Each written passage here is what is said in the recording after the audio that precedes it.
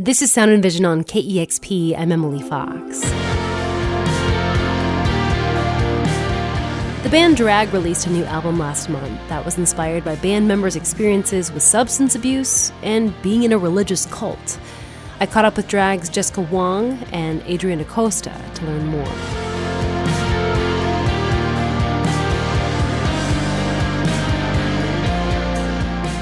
I understand that this album was part of, Jessica, your processing of growing up in a religious cult. What's the story there?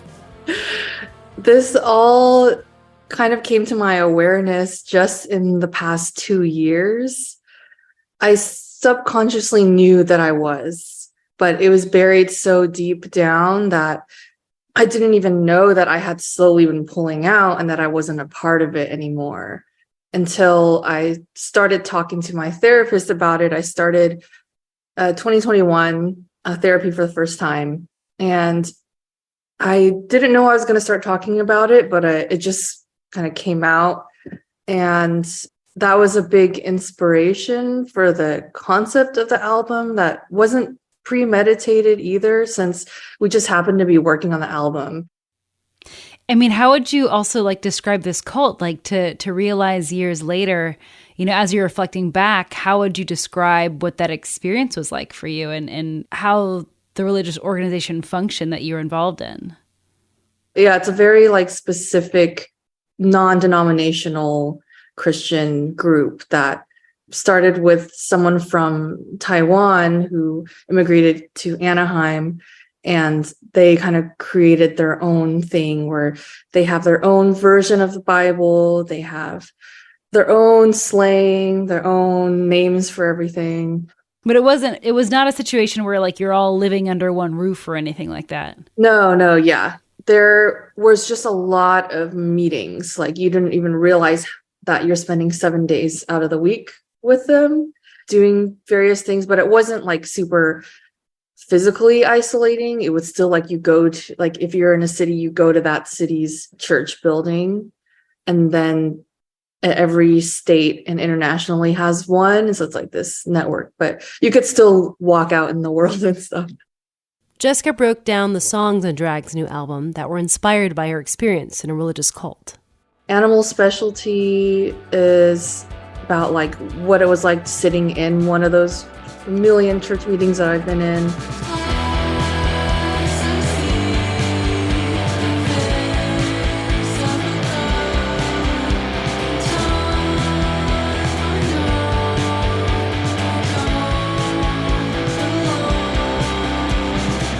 Demon Bird is about the founding of the church and all that corruption that was a part of it.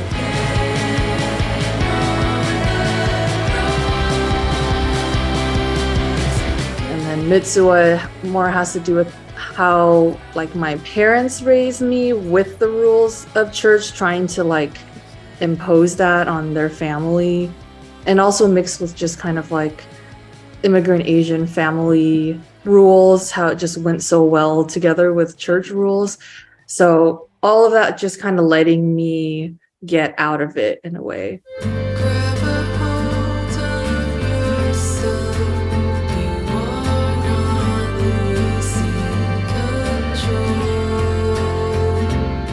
Thinking about the band on kind of the larger scale, I was reading through some of your PR stuff, and an interesting call out that you said is that you feel as a band you haven't been taken very seriously because a lot of your members are people of color in a musical genre that's largely dominated by white folks.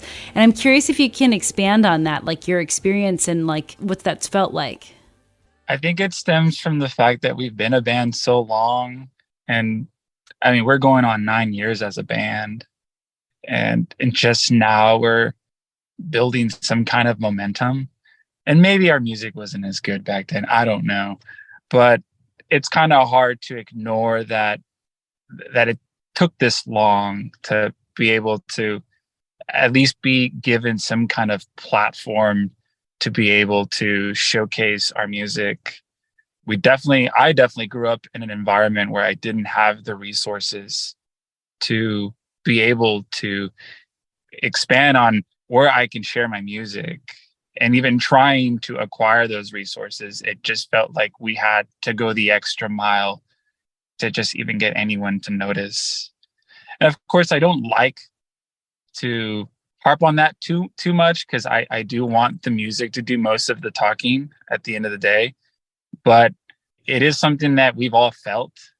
Even at times I felt that I don't know if the indie rock community is ready for a brown fronted person in a band, and I can't help but feel that way sometimes. But I do think that at the end of the day, as long as we can write the music we want and not have to compromise, I will go the extra mile if I have to, regardless if it has anything to do with, the color of my skin or not.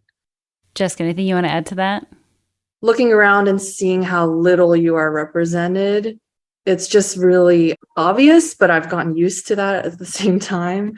For me, sometimes I'm like, what would it be like if all these bands that I knew were like 80%, like there was an Asian person in there? Like, what would that feel like? But I've just gotten so like accustomed to it being the opposite. So, yeah.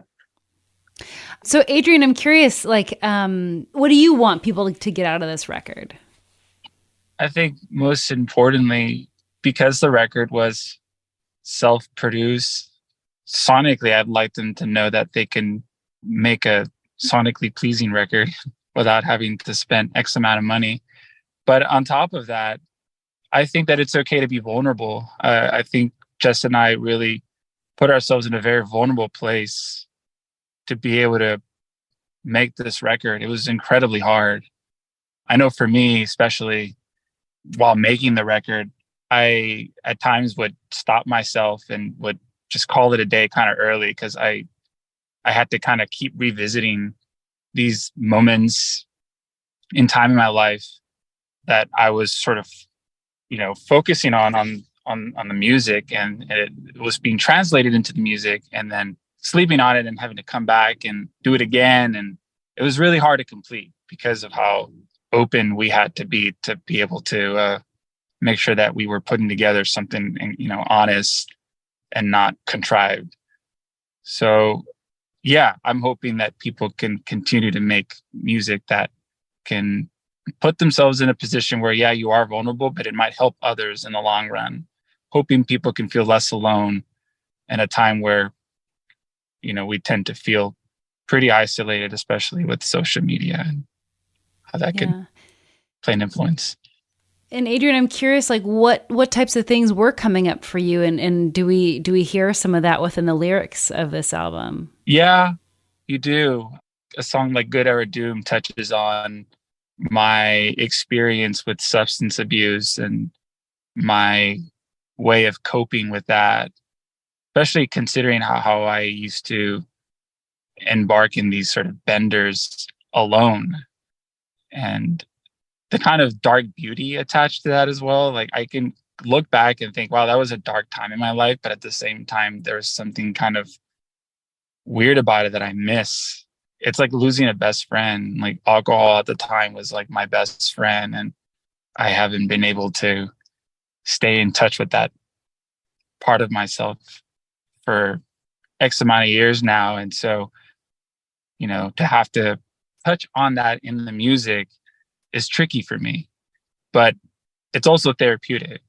And I feel very happy that I was able to do that. And I think it'll allow me to continue to make honest music moving forward.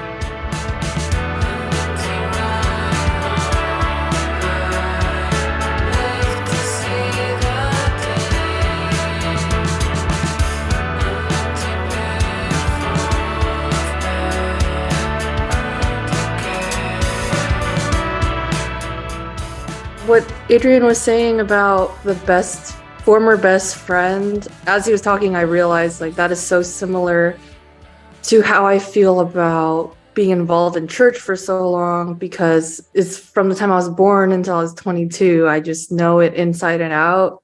Big part of your social network and your like emotional work you put in, like your self care is in that. And so I miss the times of having like an order to my life where like, as long as I just keep going to church, God's got me. Like everything bad, there's a reason. There's some really big coping skills that I'm starting to see that, of course, the people I know that are still in it, it's like they all need it to get through life and have some kind of like explanation for why things happen. So what I miss is kind of like the feeling of security where like now it's different where I'm like, I don't have that anymore. And it feels like I lost something, gained in a lot of other ways, but lost kind of like bad shit can happen to me for no reason kind of feeling. And no one is looking out for me, but those kinds of feelings. That was Jessica Wong and Adrian Acosta of the band Draag. Their new album called Dark Fire Heresy is out now.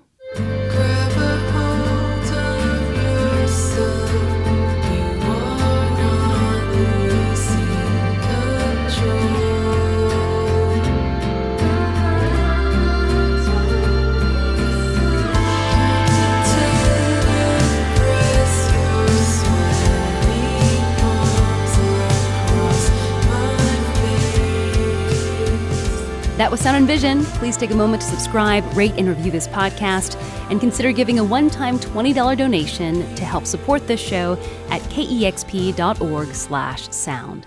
Thanks for listening.